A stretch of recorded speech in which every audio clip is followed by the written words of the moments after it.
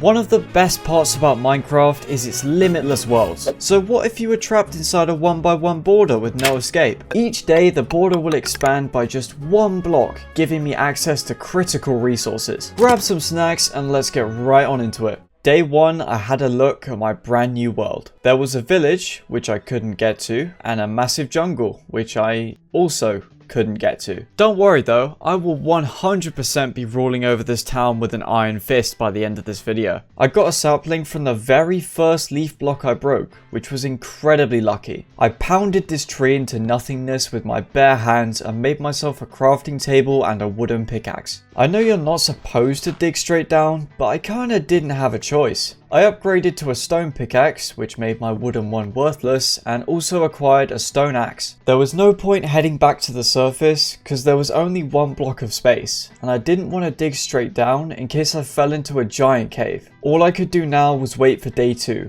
when the border would expand. I went a little insane by the end, but eventually I could mine the blocks necessary to pillar up out of the hole. I planted my one sapling in the corner and placed down my crafting table and furnace. My new priority was to find coal for torches and iron for tools. Oh, no thank you. I then sprained my ankle, which reminded me of a massive problem. You know, aside from being stuck in a tiny world border with 9 blocks of available space. The other issue was that I had no food. Given that this is hardcore, I will die of starvation if my hunger hits 0. I trudged up the stairs to the surface and found this random guy who must have wandered in by accident. The way I see it, I'm not stuck in here with him.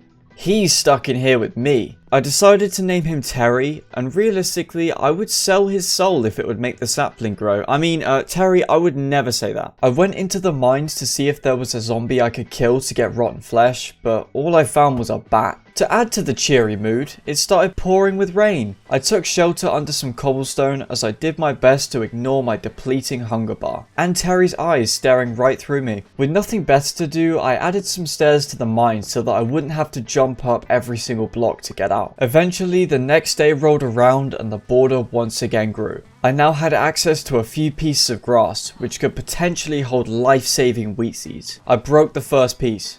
Nothing. I broke the second, and yeah, we're both gonna starve, aren't we? But as I made my way down the mine, something caught my eye. It was a baby zombie riding a chicken. I carefully led it up the stairs, missing some of my attacks due to sheer panic. I took the zombie down, and it was time to nurture and take care of this chicken. Said no one ever. That is delicious. With a full belly and high spirits, I returned to the mine to dig as deep as I could. Before long, I came across an opening to a cave. This was going to completely halt the mine's progress unless I could somehow get down there safely and build a staircase back up. There was only one thing to do. It was time to boat clutch. I looked down into the hole, took a deep breath, and walked forward. Come on. Yes! Don't even think about it. I began mining in the hopes of finding any kind of ore. And you know what I found?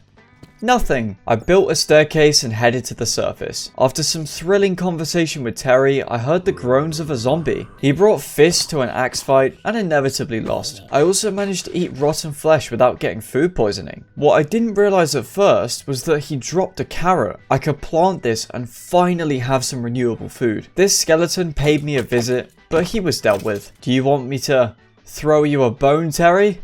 Heh. Haha, comedy. Due to my inability to sleep thanks to not having access to a bed, packs of phantoms were now spawning. My favourite part is that they have an ear-splitting cry that could drown out a jet engine. Thank you, Minecraft.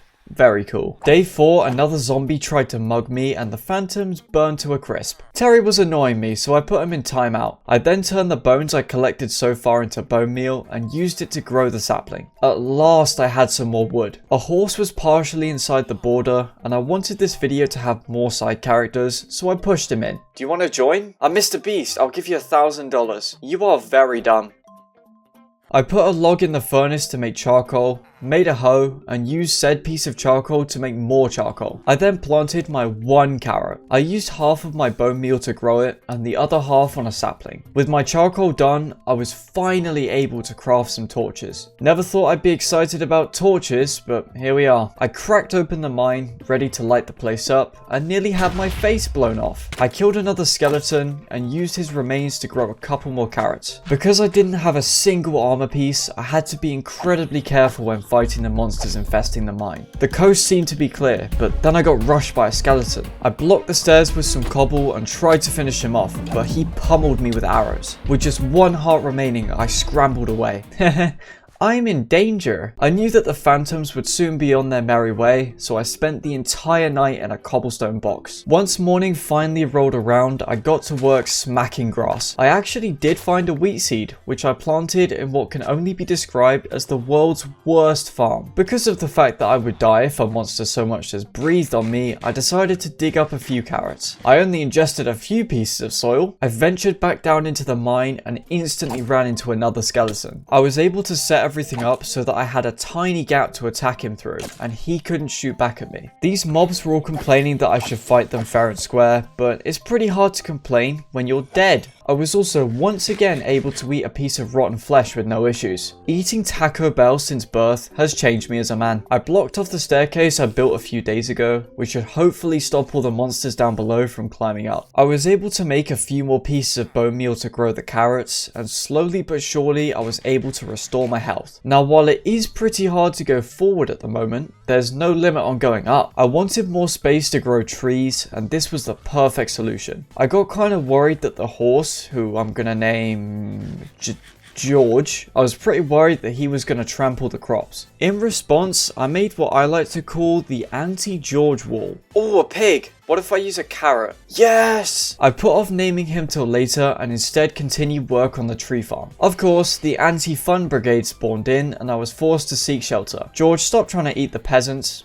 I mean, our friends. Because I had to stay up the entire night, one of the trees had already grown by day 6. Go away, we don't have any room. What did I just say? I headed down into the mine in the hopes of finally being able to light the cave up. Due to the small world border, mobs can only spawn inside this tiny area, which leads to there being massive amounts of them. I used a bow I'd looted from a skeleton to shoot down into the horde, but eventually I ran out of arrows. Well, most of them have been taken care of, so it should be fairly easy from here, right? Nope. I fled up the stairs for the 17th time this video, and it was starting to feel pretty humiliating. Things weren't all bad, I guess. A piece of wheat had grown, and I was able to plant a potato that I'd wrestled from the hands of a zombie's corpse. I mustered up my courage and went back into the mine. And I didn't see any skeletons, which was a good sign. It was a simple task to get rid of these zombies, and at last I was able to light this area up. I started digging the mine deeper, but I didn't have any torches left, so it would just become overrun with monsters again. I then realized that if I placed down stairs, everything would be fine, seeing as mobs can't spawn on them. Progress was very slow, mainly because I was mining deep slate with a stone pickaxe. The border grew again, and as I was leaving the mine, I spotted something.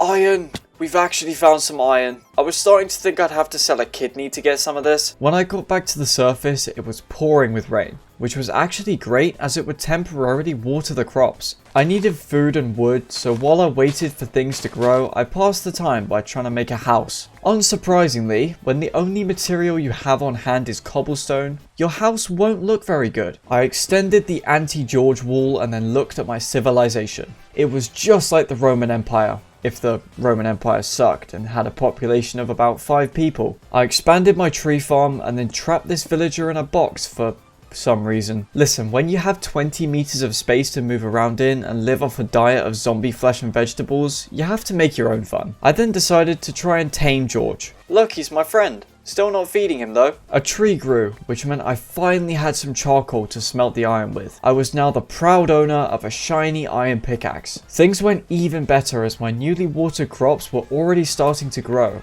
And I got an apple from the tree. Admittedly, I did throw it down the stairs, but it's fine. 5-second rule, there's only a few bruises on it. You know what wasn't fine though? Me. I made a shield, which would be a lifesaver against skeletons. Eventually, I got fed up with being a midnight snack for the phantoms and ventured into the mine. This skeleton pounced, and like true warriors, we promised to give the other an honorable funeral. He's fertilizer now. Hi mum and dad slime. Hi orphans. I wanted this water, but all I could do was stare longingly through the confines of the border. Now that I had an iron pickaxe, mining through deep slate was much less tedious. I stumbled across this small hole and let these skeletons take themselves up by reflecting their arrows with my shield. I made a pit stop back at the surface to get some food and then returned to the cave. I wanted diamonds, so I started digging a compact staircase to Y-51 before getting bored and giving up. My farm was drier than the Sahara Desert, but I planted more crops anyway. I was now the proud owner of 2 loaves of bread. Now I could share one of these loaves with the villagers, or I could flex on them. Yo, guess who's not going hungry tonight? Minecraft's best baker, question mark? Why did none of you care? I chopped some trees, shoveled some dirt, and planted more trees. It was finally time to put my growing population to use. I made a fletching table as well as a bunch of sticks, and then convinced this guy that he wanted a job. And boom, a capitalist society was born. Also, is it just me, or are the villagers multiplying? I swear there's more and more every day. It took a few resets, but eventually I found a farmer who'd exchange an emerald for 6 pieces of bread. Now 25 baguettes might not seem like a lot of food, but given my current situation, it felt like I just robbed a Costco. I was desperate for more iron, because even though I had 3 ingots, I was saving them to make a bucket. Not to worry though, it looks like I've just found some. It looks like I've just found depression, and some gold.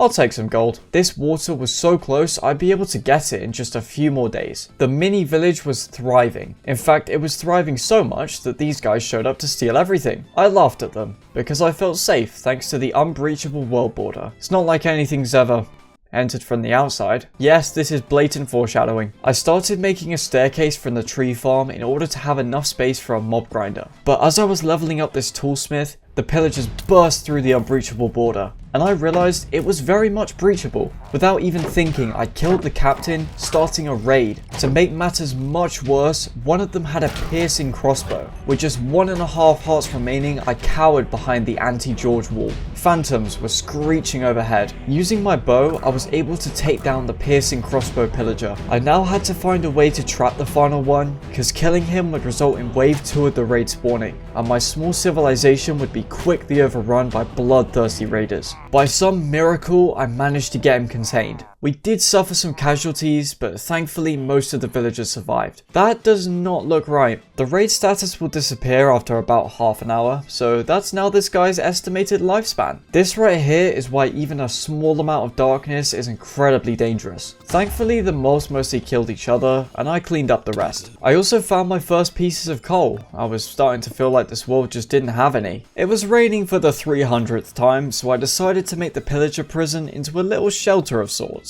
But then I realized it was currently a thunderstorm. You see, if I could get lightning to strike one of my villagers and turn them into a witch, I could trick said witch into throwing a weakness potion at a zombie villager, allowing me to kill them. As thanks, they would then give me incredibly discounted trades. The phantoms from last night hadn't burned thanks to the rain, and they were not helping. Come on, lightning rod, do your thing. Yes, it worked! Unfortunately, the witch caught me right in the face with a poison potion. I was able to hide and heal it off, but my new supply of bread was already starting to dwindle. I now had the task of getting this witch into a boat to stop her from despawning. I then found out the hard way that shields don't block splash potions. The good news is, she's stuck in this boat. The bad news is, she just did that. And now I'm hiding in a box because I have half a heart left. At long last, morning came, and I can't tell you how good it was to watch the phantoms crumble into ashes before my eyes. Unfortunately, it did start raining again. I was really hoping for a sunny day. The tree farm had gotten to a point now where I was getting apples every time I visited. Greetings, mother. What are we having for dinner? Ah, rat poison. My favourite. That's how all British people talk, in case you were wondering. By this point, I was so used to being on half a heart that it didn't even faze me. I probably should have freed this villager before trapping him in with the witch, but I'm sure he's fine. Let me out! See, he's fine. There were a lot of leftover blocks on my land thanks to the events of the last few days, so I spent a while cleaning them up. My farm was growing to the point where I was having to shovel dirt to make room for it. I then started building a safe house for the villagers. Some of them died in the pillager attack, and I didn't want that happening again because that would really hurt my economy. Actually the script says because I love and care about them. That's what I meant to say. I ran out of deep slate and had to go into the mine to get more. Die, zombie! Die, deep slate! Die, water! Wait, I have access to water? Before I made a bucket to grab all that glorious H2O, I wanted to finish the house. I decided to swap out these ugly cobblestone pillars for oak logs. It's a good indicator of how far I've come that I can even afford to use wood for decoration. I tried my best to make something that looked decent, even with such a limited selection of blocks. Once I was satisfied with the build, I crafted a bucket and went into the mine. The reason I was down here was to get that water, but that quickly went out the window when I heard the groans of a zombie villager. I wasn't expecting to stumble across one so quickly after getting a witch, but I knew I had to make the most of this opportunity. I led him up the stairs and before long got him into a boat, and got him into solitary confinement. I think I have enough monsters at this point to start my own zoo. Just a few more days and I'll finally be able to steal this bed. I spent the morning chopping wood, which I then sold to the Fletcher as sticks for a reasonable price. See, I can treat villagers well, when it's in my interest to. I also lost track a long time ago of which villager Terry is. I headed into the mine, found some iron, and at long last I had a bucket of water. If you told me at the start of this playthrough that I'd get water on day 14, I'd have been really concerned, to be honest. While exploring the cave, I also found a pool of lava, which has several potential uses. Great fuel source, can be turned into obsidian for a nether portal, can be poured on your villagers when they annoy you. I tried strip mining to find some more iron, but came up short. I could finally hydrate my crops, and they loved it. I mean, I think they loved it.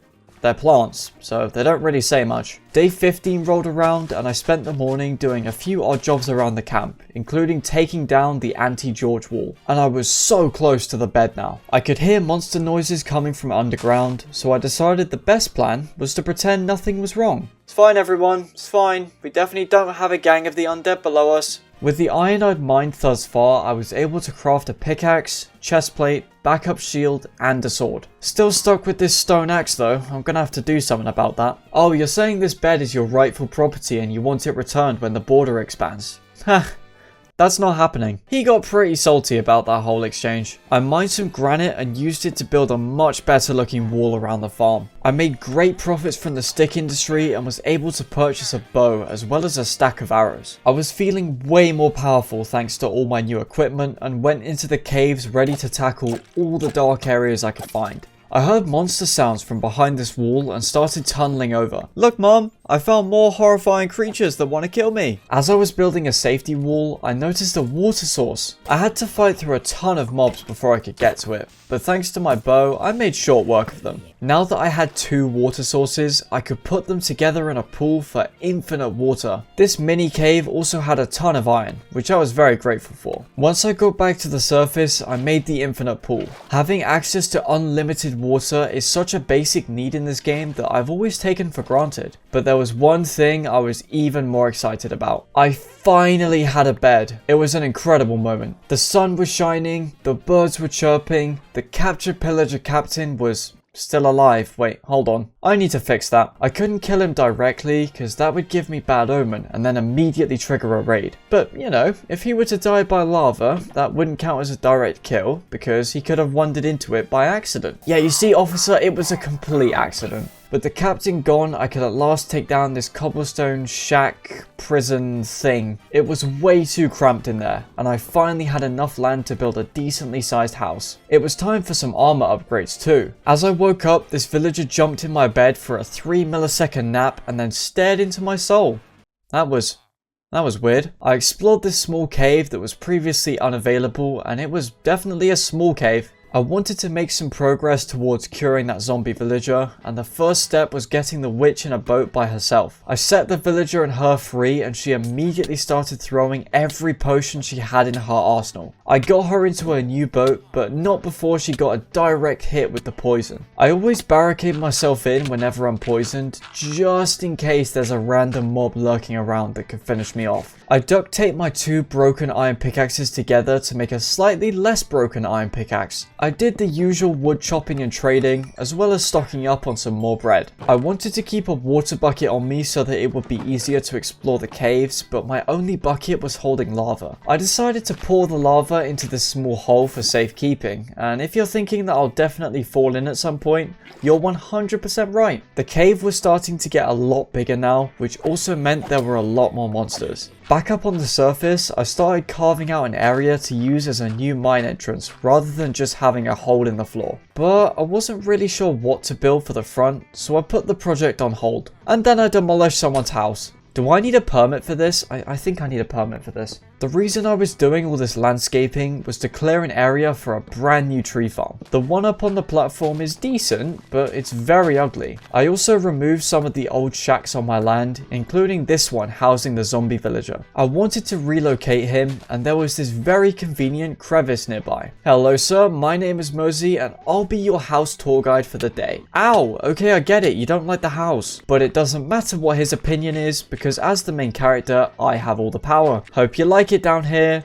Actually, I hope you don't. I then started the process of moving all my stuff to a new set of chests about 10 feet away. I noticed that this nearby house was almost ready to be robbed. Once I have a few more beds, I'll be able to make the villagers breed, and then I'll have a thriving population. Now you might be asking, will they really be able to thrive when my super secret plan is to undercut their trade prices and give them zero freedom? I mean, there's no plan, they're gonna live great lives. I took down the old tree farm platform, and for what it was, it did its job well, protecting me from tons of phantoms too. I returned to working on the mine entrance, but I wasn't very happy with my finished design, so I tried again. Another thing that I've always taken for granted in Minecraft is spruce wood, especially spruce trapdoors. It was definitely a challenge to build without them, and in the end, I was satisfied with my creation. I wanted to get the final pieces of iron to finish my armor set, so I headed down into the caves. Should be a nice and simple task. Oh!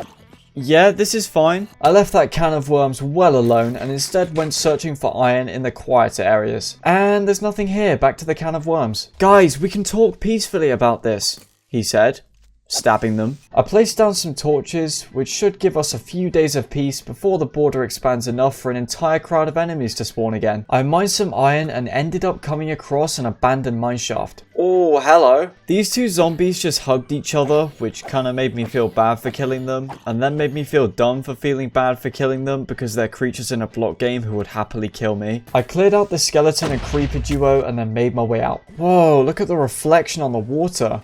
Oh, my PC? Yeah, it's fine. I made a pair of iron boots, and now this. This is progress. Now that iron wasn't rarer than dental hygiene in the Middle Ages, I was able to treat myself to an iron axe. It was so much better than a stone one. Look at how quickly it can destroy the remains of this property. The border had moved enough that I could now enter this house, smash the window, which was completely unnecessary, and take the bed, which was very necessary. One bed for the 6 or so villagers living here. I'm getting 5-star reviews on Airbnb for sure. I wanted to trade sticks with the Fletcher, and it took me a while to track him down. You're gonna buy more sticks, and you're gonna like it. I now also had access to this jungle tree, although I was pretty worried I wasn't gonna get a sapling. Bit of Minecraft trivia here. The reason jungle saplings have a lower drop rate is because when Mojang added the giant jungle trees, they thought they would be too easy to get saplings from. Use that line on a date. Works most of the time. Some of the time. Okay, never. But anyway, I couldn't decide where to build my house, so I opted to start work on that new access shaft to the caves. I ended up coming across that mine shaft from before, and I decided this was a good enough spot to stop at. Now that there's this tiny pool of knee-deep water, I can leap down the entire shaft and take 0 fall damage. Disclaimer, does not work in real life. Back up at the surface, I added these chests for cobblestone, which I just know I'll never use. I had enough gold to craft a golden apple, and I now had everything I needed to cure the zombie villager. All that was left was to set up an area for the witch to throw potions at me, with the villager between us. I baited the witch to chase me, but unfortunately for her, she fell right into my trap. I set the zombie villager free and promised him he could eat my liver as long as he followed me. Joke's on him though, I traded my liver a few weeks ago for 2 McChickens. Right, throw the weakness potion. Come on. She did it! Yes! Day 22, I covered up the hole where the zombie villager used to live, firstly for landscaping purposes, and secondly to hide the evidence. I added a granite wall to the tree farm, and before long the villager was cured. I chose to make him an armorer because at max level he'll sell me diamond armor pieces for just 1 emerald each. I had to buy useless stuff from him first to level him up, and even had to do an emergency stick trading session to keep afloat, but before long I was able to buy a full set of diamond armor. Upgrades, people. Upgrades. I didn't want to just throw away my old iron set after how hard I worked to get it, so I hung it up on an armor stand. To round off the day, I tried making a grand entrance to the tree farm, but I wasn't a fan. I didn't want the witch to despawn, so I placed her in a boat. Sup, Squidward? I mean my good friend. George had ended up in the tree farm, so I used a lead to get him out. If a sapling grew while he was standing on it, he would likely suffocate inside the tree. And that, my friends, is a workplace safety lawsuit waiting to happen. I then spent almost the entire day chopping wood. I wanted to build a mob farm, and they require a lot of blocks. I also started adding some walls around my base for no real reason other than decoration. As night fell, I saw llamas.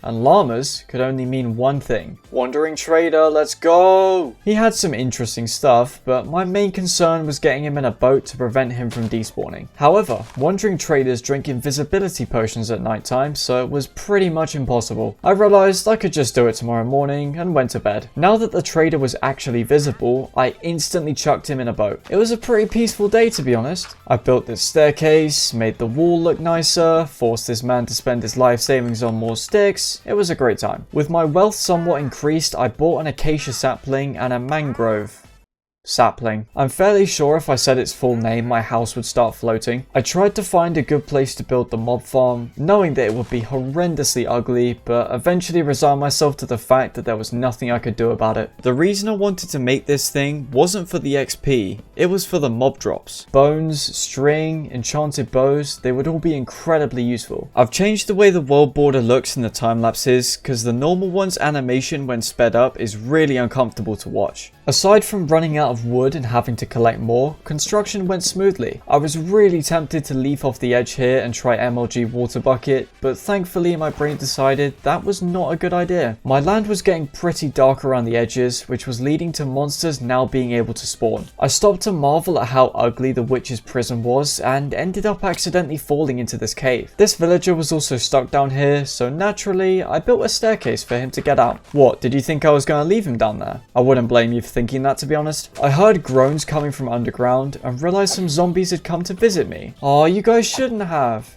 You really shouldn't. I heard additional noises and found out there was once again an entire city's worth of mobs living in the caves. However, now that I had diamond armor, I wasn't particularly worried about dying. Eventually I was satisfied with the amount of torches I placed and was pretty sure that everything was lit up. Oh, looks like I missed a spot there. What? You know what, guys? You have a wonderful family. I'm gonna go now. Back up on the surface, I chopped some trees, crafted some sticks, and purchased a ton of arrows. It's me, guys, I'm back. I just didn't have enough arrows to go around earlier. The floor was gradually swamped with an ocean of XP orbs. Once I'd taken out most of the mobs with the bow, I was able to go in safely with my sword. Unfortunately, clearing out this area was only the beginning. There was a passage nearby, which led to more monsters, which then led to another passage, which then led to more monsters. I had to light everything up, otherwise the mob grinder wouldn't work due to all the monsters spawning down in the caves instead of in my contraption. I found a power 1 bow, so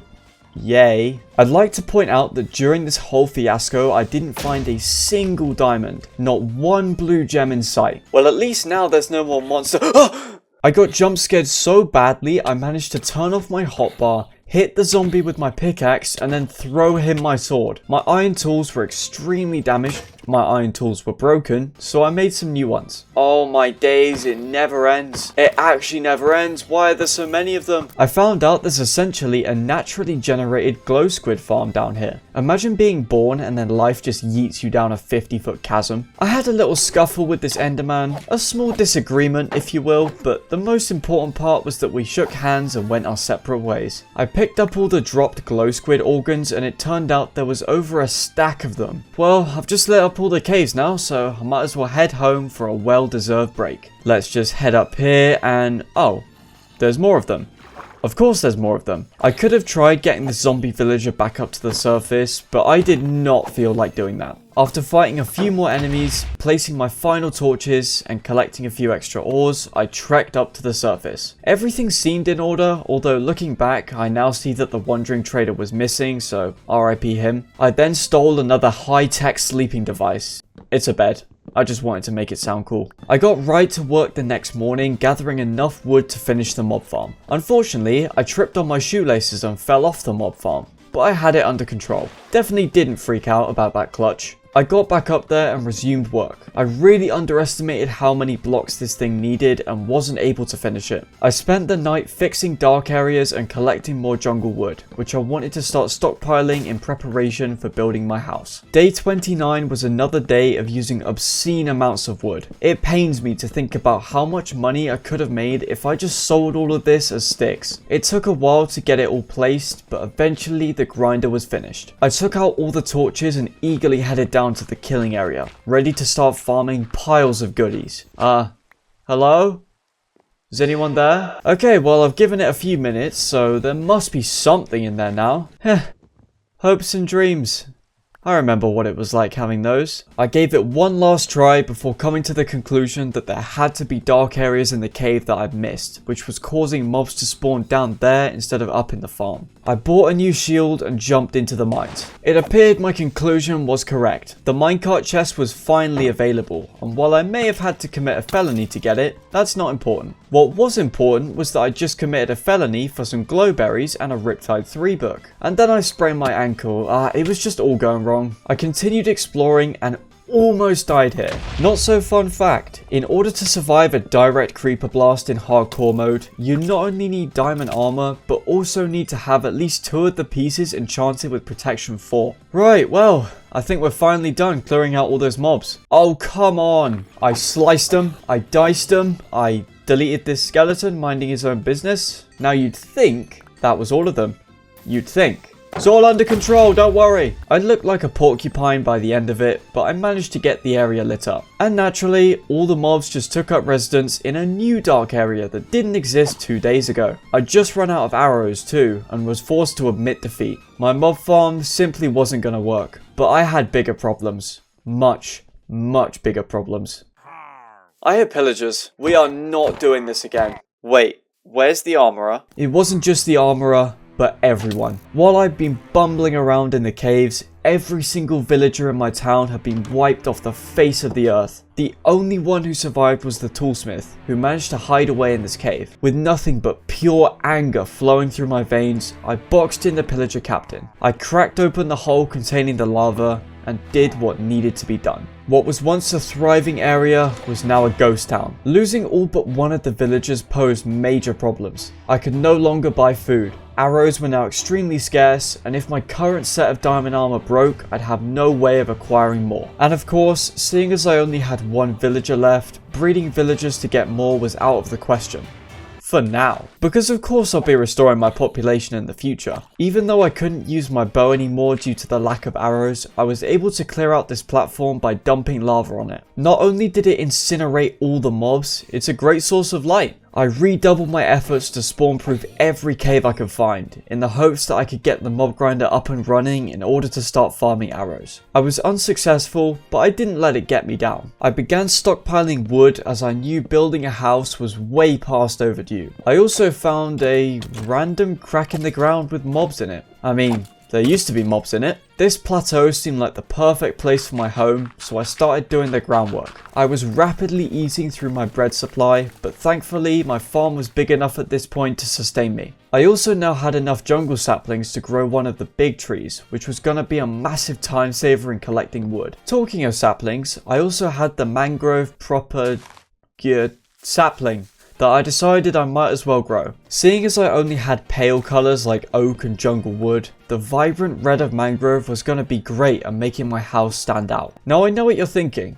A bright red building is going to look terrible, but you'll just have to trust me. I made a flint and steel because it was time to remove the mob grinder. Don't worry everyone, I found some instructions on how to start a safe fire. So let's see here. Step 1. Stand far away at a safe distance. Oh. The fire was actually way more effective than I thought, and it was really easy to clean up the few blocks that were left over. Sadly, my iron supply had practically run out, so I was back to using a stone axe. But what it lacks in speed, it makes up for in... I still haven't quite figured that out yet. Since I was so short on ores, I figured a trip to the mines was in order. I found some decent stuff, no diamonds, but I'm used to that by now. Plus, all my efforts lighting everything up had paid off. I could finally spend some time in the caves without getting swarmed by enemies. Back up on the surface, I was able to make 1 emerald off the toolsmith. This is what happens when you lose 99% of your workforce overnight. I grew some more mangrove trees, and they're definitely one of the more difficult trees to farm. There's always a few logs buried inside the leaves, and you have to chop down the roots every time. While out on my nightly routine of lighting up dark spots, I came across a sheep. "Sir, please exit the tree immediately." Once he was on the ground, I instantly confined him to a 2x2 hole. I can already hear Peter banging on my front door. Ooh, free hay! And by free, I mean there's no one around to accuse me of stealing it. It had been a long time coming, but it was finally time for me to start building my house. I didn't really have any goals for this thing, aside from it being bigger and better and nicer than what I made for the villagers. It got off to a rocky start, as I wasn't happy with the foundation and ended up breaking it. But eventually, I got into the swing of things. And things were swinging for a while, because it took me a fair few days to make this house. Actually, while I'm working on the house, you should go follow my Twitter at Mosey_EXE. Please?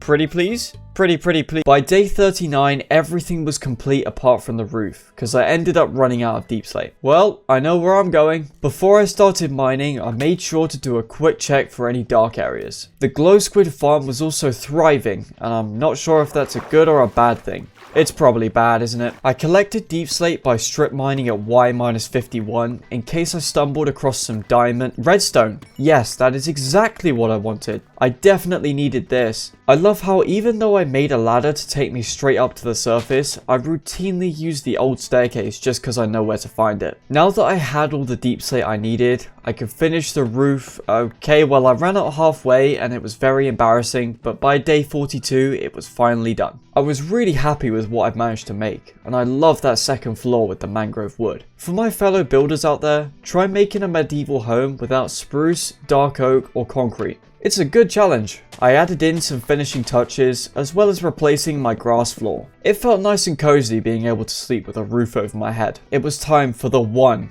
the only, Storage Day. If you're unfamiliar with what Storage Day is, it's that day in every 100 days video where the person playing turns an entire forest into chests and organizes all their stuff. However, I decided to procrastinate. I was gonna put off sorting out my items by literally going to hell. I spawned in a soul sand valley, which wasn't terrible. Ah, a child. Guys, I know you must be mad, but we can talk about this. I just about managed to get away in time, but that could have gone horribly wrong. You know what did go horribly wrong? The plans these hoglins had for later life. I saw a ton of piglins in the distance, and I wanted to trade with them, but there were still tons of hoglins and skeletons around. To counteract this, I dug a safety tunnel through the netherrack and did my best to coax the piglins forward with some gold. What did the ghast say to the fireball?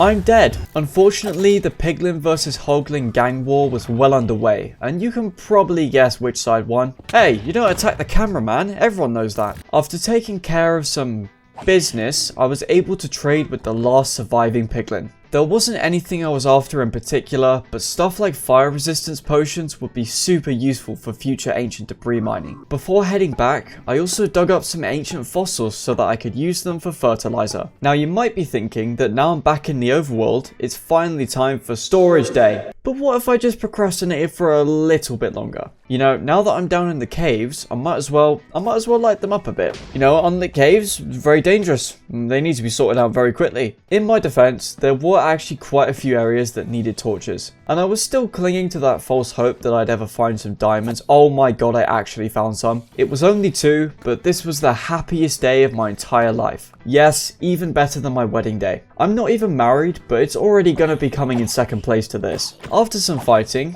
and I mean a lot of fighting, I decided to give strip mining another try. Yes, I am just as surprised as you are. I hit the border, mined a few more blocks, and no way we found more. After 44 days, I was finally able to make a diamond pickaxe. I also had 2 diamonds left over, which I planned to save for an enchantment table. The only problem with that idea was that I needed a book to craft an enchantment table, and even though I'd obtained leather through piglin trading, I had no way of getting paper. But this, my friends, is where we get into big brain territory. Remember that useless Riptide 3 book I got earlier? By using a grindstone to remove the enchantment, I now had a perfectly normal book. And with all the materials acquired, I was now able to make an enchantment table. This might not seem like a big deal considering I didn't have any bookshelves to get better enchantments, but Efficiency 1 is still a 25% speed boost. Now that I procrastinated, accomplished so much, storage day was long overdue. It honestly wasn't even that bad. I had everything sorted by the time night fell. It had been a while since I'd lit up the edges of the land, so naturally there was a huge dark area that needed to be addressed. While I was out placing torches and removing unwanted guests, I spotted a lectern through the window of this house. That was an amazing find. You see, by using it to turn a villager into a librarian, I could buy bookshelves off them, albeit at a steep price. So even though my nation was completely deprived of sugarcane and a consistent supply of leather, I would still be able to obtain bookshelves to get good enchantments. Things got even better when I realized I now had a second pig, which meant I could breed these guys and get pork. Carrots aren't the worst food source in the game, but they're not exactly amazing either. A lot had happened in the past few days, so I decided to relax with some building. I added a nice path leading up to my house, threw in some bushes for a nice aesthetic, and built this retaining wall out of granite. I wanted to raise sheep as well as pigs, so I made an extra animal pen. Of course, the first sheep going into the pen was none other than Whole Sheep. You might be concerned about his health considering he's been trapped in the hole for several weeks, but he's fine. You're fine, aren't you? It didn't take much searching before I found him a wife, and it was love at first sight. The pigs had a nice little family going, but would it last much longer? We all know the answer, but let's not say it out loud. I now had farms, animals,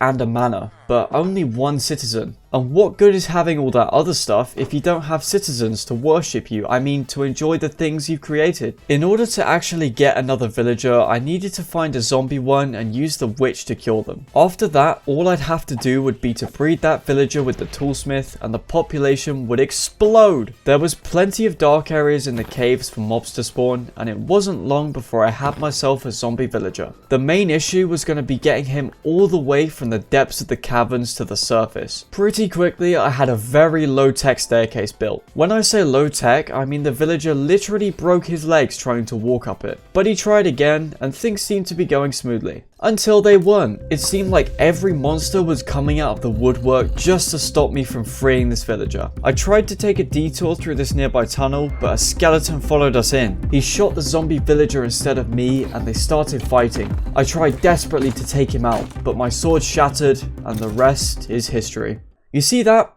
That is called pain. Part of me wanted to just log off and close the game, but the other part of me was filled with gamer rage. With my body filled to the brim with nothing but pure salt, I swore that I wasn't leaving this cave unless I had a zombie villager at my side. My hard work was rewarded and my population had a new savior. And then he fell to his death. But I wasn't gonna let that stop me. I wiped this zombie child off the face of the earth in honor of Filza and continued my search. And then, yes, we found another one. This is such a good chance, I can't afford to screw it up. I was on full alert this time and dispatched all the enemies before things got out of hand.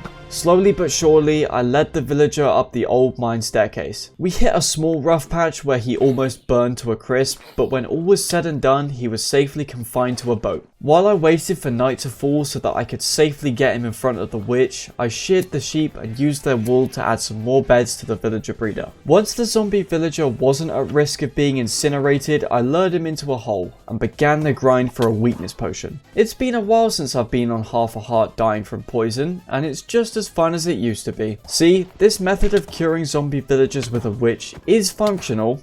Barely. At long last though, she threw the magic juice just as the sun was coming up. So that was fairly straightforward. But getting her in a boat was not. I'd like to point out that as I'm writing this script, I've found out that villagers turned into witches don't despawn. So all of this pain and suffering you're witnessing right now, every last minute of it, it was completely unnecessary. That would have been nice to know before I ended up cowering in my mine at 1 HP. Fortunately, the zombie villager survived and I managed to trap the witch in a boat. Although I definitely need to move her out of the tree farm because the whole time I was farming crops, she was lobbing potions at me. Ah, you're saved. That is wonderful news. Now make babies. Because of his cheap trades, I needed to choose his job wisely, but I couldn't decide. Instead of rushing in and regretting it down the line, I opted to leave the choice till later. While out on my nightly patrol, I ended up coming across another zombie villager and put him in a boat. Now, spoiler alert, you might think I'm gonna save this guy, but I completely forget about him. He is never seen ever again while recording and spends the rest of his life stuck in this cave. I started digging out a penthouse for the witch. As you can see, it's a magnificent piece of real estate. I then laid out a minecart track to take her there and mentally prepared myself. Let's face it though, no amount of preparation would have been enough. Pushing along a cranky 90-year-old grandma in a shopping cart while she tries to horribly murder you with illegal potions actually isn't very fun. You know the worst part though? She died to her own potion.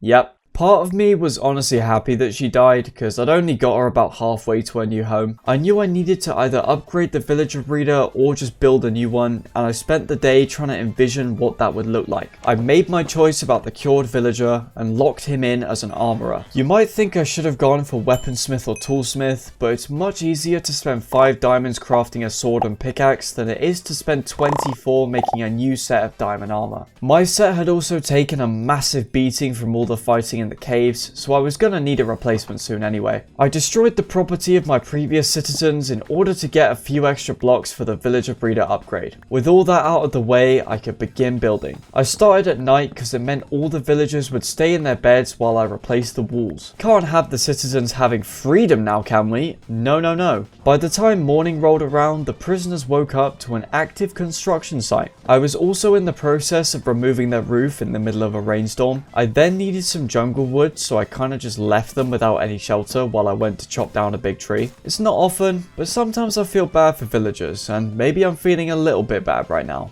Not a lot, just a tiny bit. After a while, the icy rain stopped, bathing us all in a beautiful sunset.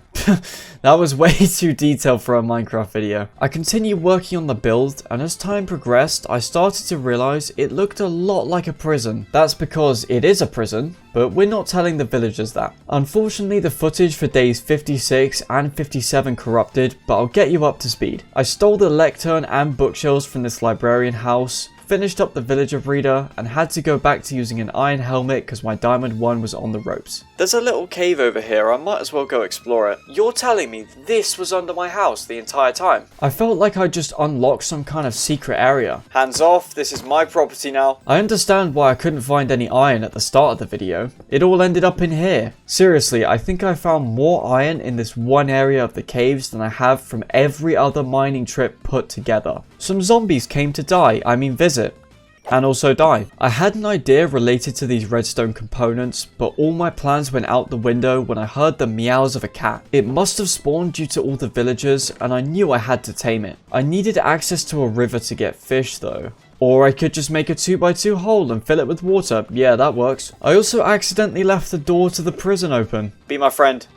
Yes! I named him Mario. He doesn't have red overalls and isn't a plumber, but that's what imagination's for. With that side quest out of the way, I could get started on that redstone project I mentioned. I wanted to make a lock for the prison door and hide all the wiring underground. I'm sure there's a more effective way to make this, but I was really proud of my DIY design. You hit the button, the piston goes down, and by the time you're out, it locks the door behind you. Now that I had a stable supply of villagers, I could get to work on an iron farm. There were several reasons why this would be a massive help. First of all, the less time I have to spend mining and fighting for my life, the better. I could also sell the iron to the toolsmith, providing me with emeralds and XP. I built these relaxation pods for the villagers, which aren't prison or iron farm related at all. Of course, I had to actually get the villagers in, which was a whole different beast. Anyone who's ever tried to move these guys from A to B knows the exact pain I'm going through. I will say though, after dealing with the witch, this was like Sunshine and Rainbow's baby easy mode. I couldn't get the guy to follow me and opted to call it a night. I don't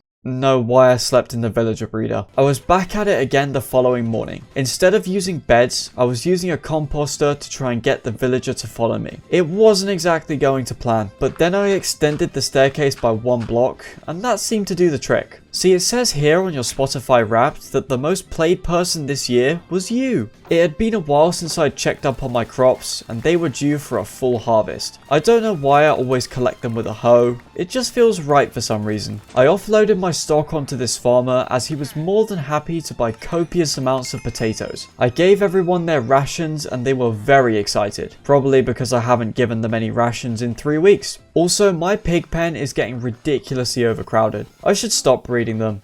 Like, I really should, but I don't think I will. I yoinked some more wool from the sheep for what other purpose than to add more beds to the villager breeder. My armor was really starting to fall apart now, so I started spending my newfound wealth on leveling up the armorer. My inventory was looking like I just robbed a footlocker. I needed to get a zombie into the iron farm, so I was gonna have to kill time till night rolled around. I thought the path could do with some sprucing up. I might be a dictator, but I am paving the roads, so I've got that going for me. A zombie showed up within a minute of night falling, and for some reason I started beating him up. I have no idea why, I think my brain just shut off for a second. Despite his injuries, I managed to get him into his pod. Ooh, there's a thunderstorm, I could get a new witch. This poor guy was the only villager without a job, so naturally he was the one I chose. But while I was preparing the area, a pack of zombies arrived, and it was one of those conflict of interest type things. They wanted to eat his brains, I wanted to turn him into a witch so that I could underpay my workers. It was a long argument. Even the children joined in. While I did win the argument, the downside was that by the time I won, the thunderstorm had already passed. Looks like this guy can stay being a villager. For now. My wood supplies were supremely low, so I spent a while collecting some more. And despite being on day 63, I was back to using a stone axe. I spent all the iron I got from that cave on hoppers for the iron farm. I needed to get a few more villagers up into the farm, and things were going smoothly. Up until now. Getting these guys separated was not an easy task, and I even had to sumo wrestle one back to his pod, but it all worked out in the end. I then came across the smartest villager I've ever met, because instead of listening to anything I said, he just ran away. Despite my best efforts, he would not move from the village square. Thankfully, his fellow townsmen were much more gullible. I let the intrusive thoughts win here and leapt off the dirt scaffolding to try and land in the water.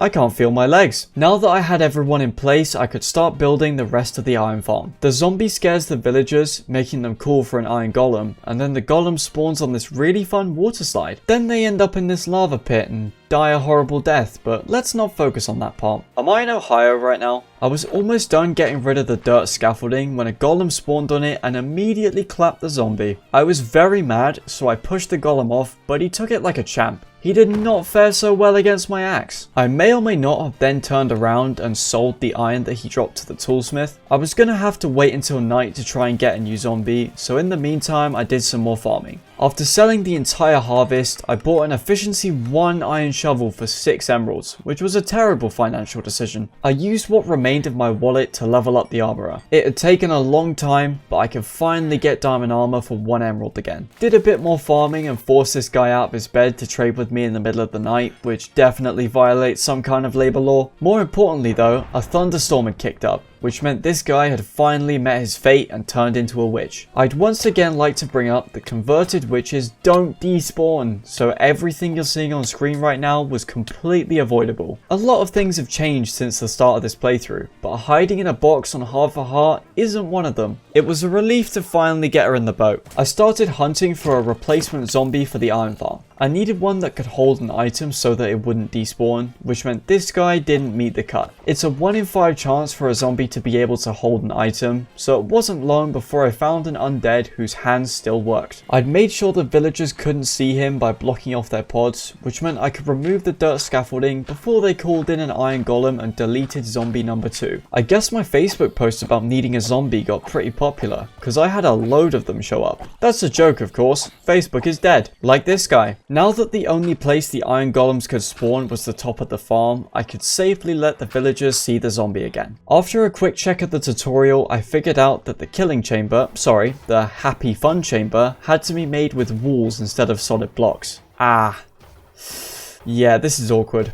This whole thing would have been so much easier if I just temporarily removed the lava, but I didn't think about that. Really wish I had though. Eventually, the Happy Fun Chamber was up and running and had already produced 60 iron. I bought a ton of diamond armor in order to get the armorer to max level, and I could finally replace my peasantly iron helmet with an extravagant diamond one. Well, actually, my brain ended up forgetting that I should wear it and instead threw it in a chest, and I just ended up buying another one later. I wanted to try and set up a proper, usable system for the witch to kill zombie villagers, except this is the witch we're talking about. However, I had a secret weapon. Cowabunga the cow. I could drink her milk and completely get rid of any potion effects the witch tried to give me. It took a day's work and a gallon of milk, but I managed to create a system where the witch could throw potions directly at me, and I could put her in a boat whenever I wanted. And yes, there was no need for it because they don't despawn. I'm still so mad that I only found out after recording the whole video. I headed down into the abandoned mineshaft in order to collect some rails. I did have a fully functional iron farm and could have just crafted them, but as a famous man once said, act broke to stay rich. After convincing this zombie that he did want to spend his entire life in this hole, I now had a very primitive system to infect and cure villagers. Now I just need to test it out. I picked the toolsmith because once cured, he'd pay 1 emerald per iron ingot. Don't worry mate, this is perfectly safe and you won't feel a thing. Okay, well I might have lied about that. All I had to do now was wait for the witch to throw a weakness potion, and with my newfound supply of milk, this should be incredibly easy. Except it wasn't. You see, what I didn't know at the time was that in order for the witch to throw a weakness potion, you already need to be poisoned. I spent the entire day sat in front of the witch, waiting for her to throw a potion that I was physically preventing her from throwing. Oh, and now he's bringing the cow closer so he can drink even more milk. Wait, hold on. He's leaving. He must be reflecting on the situation and realizing what he's doing wrong. Nope, he's made 7 more buckets and has somehow made this even worse. What is he doing? Eventually, and I really mean eventually, I found out what I was doing wrong. The second I just sat there and didn't drink any milk, she threw the weakness potion. Round of applause everyone. Woo! Stupidest Man of the Year award. My mood soon picked up though, because today is farming day. What, did you think I was gonna make a joke about the day number? Because I'm not. Day 69. I sold off all my produce, bought a new diamond helmet, and remembered to actually wear it this time. The toolsmith had made a miraculous recovery from being a fleshy green zombie, and his trades were now completely busted. It wasn't long before I got him to max level and bought several enchanted diamond pickaxes. Man, I love scamming villagers, taking care of them. With the massive output of the iron farm, I was easily able to make an anvil. I should have infected and cured the librarian, but I was already mentally scarred from the previous experience, so I ended up buying bookshelves at an outrageous price. It's gonna be the most expensive enchanting setup ever, but it'll 100% be worth it. Selling crops and iron was making me decent money, but I wanted more. My next business venture was gonna be an automatic wool farm, which was gonna require a ton of cobblestone. I needed string for dispensers, which gave me a valid excuse to go explore the abandoned mineshaft. I was also running low on wood again, but to be honest, when am I not running low on wood? Initially I wanted to make the farm in this small pit, but quickly came to the conclusion that there just wasn't enough space there. I found a decent spot on top of this hill, and from there I could start construction. However, I feel like a 12-hour analysis on a single particle of sand would be more interesting to watch, so we're gonna skip ahead a little bit. I got about 95% of the build done, but didn't have enough gold for powered rails. I pumped my crops full of illegal steroids in order to sell them early and maximize profits. I accidentally dropped some of them while trading and the villagers picked them up, so let's just hope they're still with us in the morning. It's been a while since I've shown the pig pen, but don't worry, it's still an abomination. Enjoy the food guys, cause soon you're gonna live in a 1x1 hole and have no rights. Luckily, it was really easy finding gold in the caves. No it wasn't. I wonder if I could get some diamonds.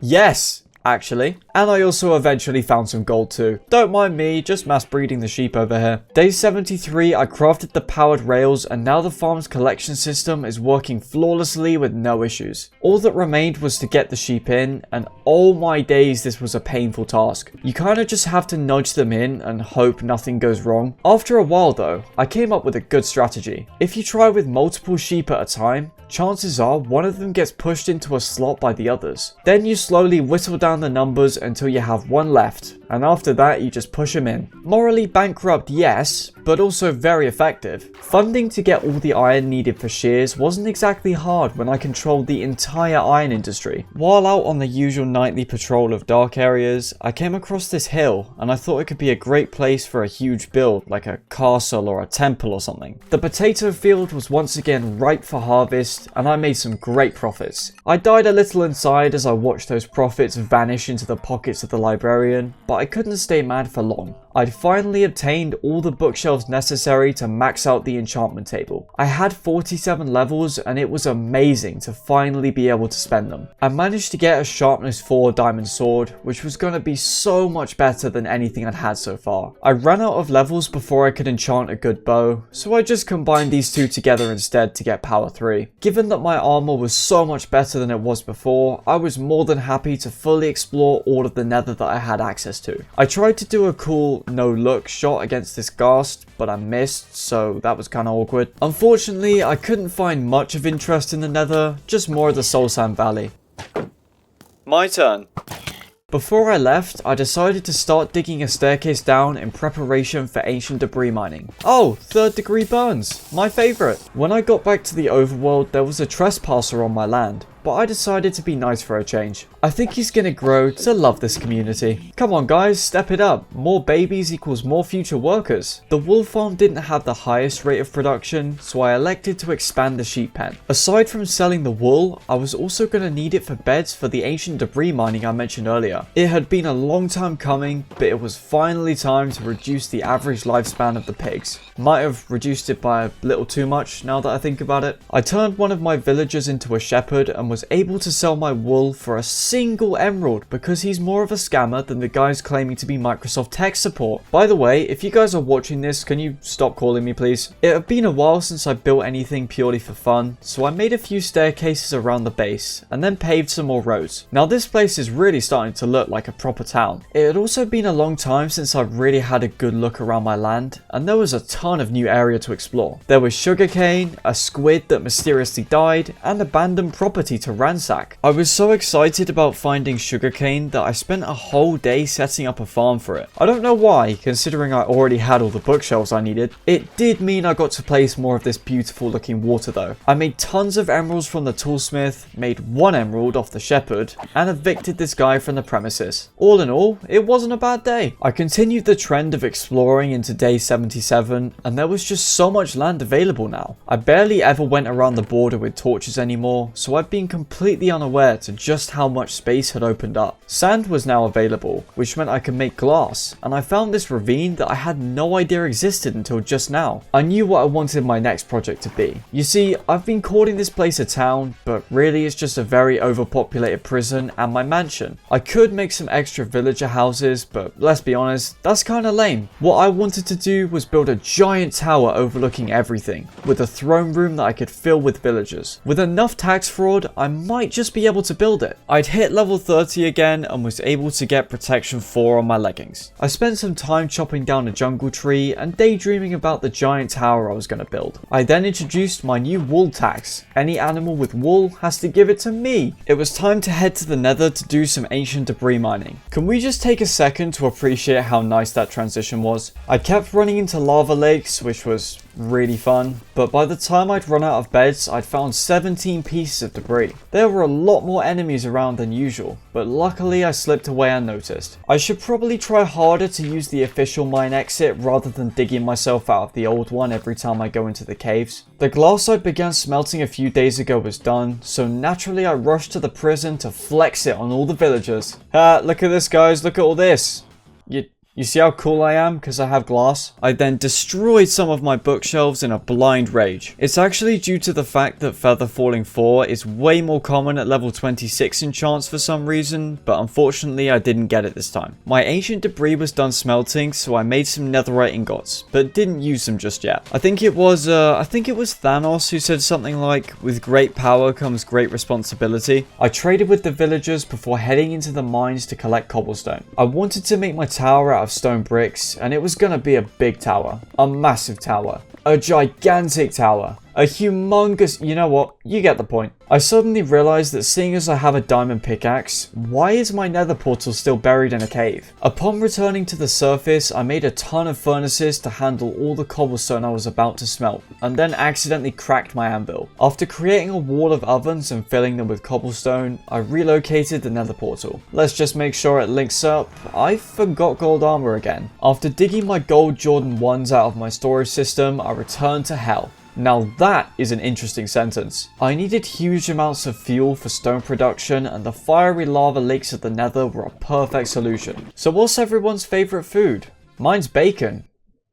Oh. They murdered this hoglin in a matter of seconds, and I took that as my cue to leave. With the furnaces powered up, I could start planning out where the tower was gonna go. Or more specifically, where the base of the tower was gonna go. It just barely fit on the hill. Construction on the base was soon underway. Even though I prepared 10 stacks of stone, I knew it wouldn't be enough, because this thing was huge. I also added a ring of soul sand to get this really cool blue fire effect around the edge. I may have nearly cremated myself, but it was 100% worth it. It's looking great, if you ignore the fact there's a clear lack of any sort of tower on it. I didn't want to immediately go back to mining stone, so I came up with a quick side quest. I wanted to try and collect every suit of armor, which I could then use as decoration for my future throne room. And definitely not as a way to prove my superiority over the villagers. I would never do that. The first issue was going to be leather armor, seeing as I only had one cow. I could have started by buying this leather tunic, but paying any amount of money for leather armor would be a tragedy. Instead, I headed into the nether in hopes of meeting some of my hoglin friends. Wait, hold on, did he just walk out of the border? Oh my, I'm free! I'm free! I'm still stuck here because it's just a visual bug. More heartbroken than I'd like to admit, I set my sights back on finding hoglins. I genuinely have no idea why, but they were nowhere to be found. There was a whole battalion of them a few days ago. I found one, and then gave up. Back home there was some guy wearing gold leggings, or as an American would say, gold pants. That is the first and last time I'll ever be doing an American accent. I searched around frantically for a cow so that I could breed it with cowabunga, but alas, I found nothing. I did make some money though, so it wasn't all bad. I resigned myself to the fact that I was gonna have to spend a fraction of my ill-gotten gains on leather armor. This physically hurts me. Also, I need to get the tower built ASAP. This prison is insanely crowded. I also got started on the chain set, which can be bought from armorers at journeyman rank. Maybe it's because it's impossible to craft, but there's something about chain armor that just makes it feel cool. Ooh, there's actually hoglins in the nether. Well, there were hoglins in the nether. With the leather I got from them, I was able to complete the set of leather armor, which left me with only the gold set unfinished. But that pedestal could really do with a tower on it. Ugh! On the plus side, I could at least search for gold while I was down here. I needed lava in order to smelt all the cobblestone and once again return to the nether. What is happening? Is that a new helmet? It looks great on you. It would look better in my house though. Naturally, now that I didn't need the hoglins anymore, they were spawning everywhere. Be gone! After setting up the wall of furnaces, I did some farming, which I haven't done in a while. I then made some legal and fair profits, which I definitely haven't done in a while. I rounded off the day by finishing the gold armor set. It was a pretty decent side quest overall. I enchanted a bow with power 3, which I could then combine with my other bow for power 4. And yes, I'm naming it Subscribe as a shameless reminder for you to subscribe. Look, I'll even show one of these cool animations on screen. Not much happened today if I'm honest, because I had to wait for all that stone to cook. I collected some soul sand, added it to the top of the pedestal, and scanned the inmates again. I then had to spend one last day mining stone because my gut told me I didn't have enough. Of course, that meant I needed more lava, and I ended up shattering both my femurs. This ghast tried to blow me up, so I deflated him. I then got to work fixing the prison's lack of any kind of foundation. I have no idea why I never bothered to fix the terrain until now. It looks so bad. I worked all night, and by morning it looked decent, instead of being something that would make Isaac Newton uninvent gravity. I now had all the stone I could ask for, and at last I began work on the tower. This behemoth took several days to build. By twilight of day 94 it was done, and she was glorious. Well, I mean, as long as you don't look inside. Now this is more like it. I was so proud of how this thing turned out. Now you might think it will be smooth sailing to day 100, where I'll peacefully watch the sunset while neglecting the villagers, but there's just one itty bitty tiny problem. I'm gonna be fighting the Ender Dragon on day 100. I may or may not have set the map up so that on day 100 I'm forced into the end and have no choice but to defeat the Ender Dragon, but we'll get to that. I triple layered the carpet because I wanted to move some villagers into the throne room, and this should act like a fence to keep them at the sides. Spoiler alert, this doesn't work at all. I think it was patched a couple updates ago. I started moving the first of many villagers up to the tower, and I used the classic bed strategy. Welcome to your new home. Why are you climbing on an armor stand? I wasn't fully happy with my current enchantments, so I was gonna have to dedicate some time to raising XP. Naturally, this meant it was back to work in the fields. I want to give a shout out to this stone hoe, which I'm fairly sure I've been using for a solid 50 days or so. What a trooper. I was feeling unusually nice towards the villagers and bought them a cake, although I did eat the first slice, so I guess I wasn't feeling that nice. Even after selling 2 fields of crops and a pile of iron, I still wasn't at level 30, so I went to the nether to mine quartz. A ton of family members of all the enemies I've killed showed up, and we had ourselves a good old fashioned brawl. My current helmet had blast protection, so I bought a new one in the hopes of enchanting it with regular protection. I saw Aqua Affinity offered, and it almost always comes with protection as well, so I knew I had to take it. It was gonna be amazing. Thank you, Minecraft. I wasn't that mad. That's a lie, I was. But regardless, I decided to convert all my armor to netherite. Ooh, we look nice. I headed over to the villager breeder in order to get myself another subject. Why is that man floating? It wasn't too hard getting the next villager over to the tower, although something was clearly up with the leather worker. More complications arose when I found out this guy had somehow escaped and had of course been turned into a zombie. I would honestly rather sit through a 9-hour seminar on the anatomy of a Fruit Loop than use the witch again, but I didn't want to just abandon my master armorer. Well, actually, I do kind of forget about his critical condition for the next few days, but let's not focus on that. I now had a fair few villagers in the throne room, but it wasn't exactly going how I'd imagined. I did my best to pen them in with some fences, and once everyone was in position, I used some much classier stone walls. Things were actually starting to come together, and this is what I was trying to achieve from the start. 2 groups of villagers on either side of the throne room. Instead of spending the final few days before the dragon fight on enchanting or grinding, they were instead spent on decorating. I tidied up the awkward terrain around the tower, as well as adding a new staircase and extending the road. It all made a massive impact, just like the meteor that wiped out the dinosaurs. I stocked up on arrows and had a wander around the caves, which were absolutely huge now. Although if there's one thing that didn't change, it's that there's still ridiculous amounts of mobs in here. I spent some time reminiscing with the monsters about all the happy and joyful times we had down here. I got power 4 on this bow and used it to upgrade the subscribe bow to a maxed out power 5. I hit the sack before realizing I'd forgotten something. This man's healthcare. Hopefully his card doesn't decline, because otherwise we'll have to reinfect him. And now I can go to bed. As I awoke on day 100, the screen went black, and within a few seconds I was immediately thrown straight into the end dimension. I'm gonna let the live commentary take over from here. I've been here 20 seconds and you're already attacking me. Right, let's get rid of these crystals. Goodbye. All the crystals are gone, we're good to go. I'm hitting her and nothing's happening. Please don't break now, Minecraft. Wait, okay, so I can still attack her head. Get back here. She's perching, this is our chance. Here we go. Oh, this is bad. This is really bad. Come on. Yes! Oh! I did not come this far just to die now. Again? Oh no, I just filled the bucket and there's an enderman right on me. Put the water down, then we eat the gapple. This is fine, this is fine. This is not fine, this is not fine. Can we stop launching me 100 feet in the air? Without these water bucket clutches, I would be so dead right now. Right, how'd you like that? We're finally turning the tide. This is our chance for real now. Get out of here. Common Ender Dragon L. After flexing my superiority over a fictional creature in a block game, I grabbed the dragon egg. Somehow, through a combination of both luck and skill, I had overcome the final hurdle. I slowly climbed the steps to my tower, thinking about everything that had happened on this journey. I hung up my armor, placed down the egg, and sat atop my throne. I had survived 100 days in an expanding world border. Villagers, I know you haven't seen your families in 3 weeks, but that was a really nice ending. Can you all clap, please?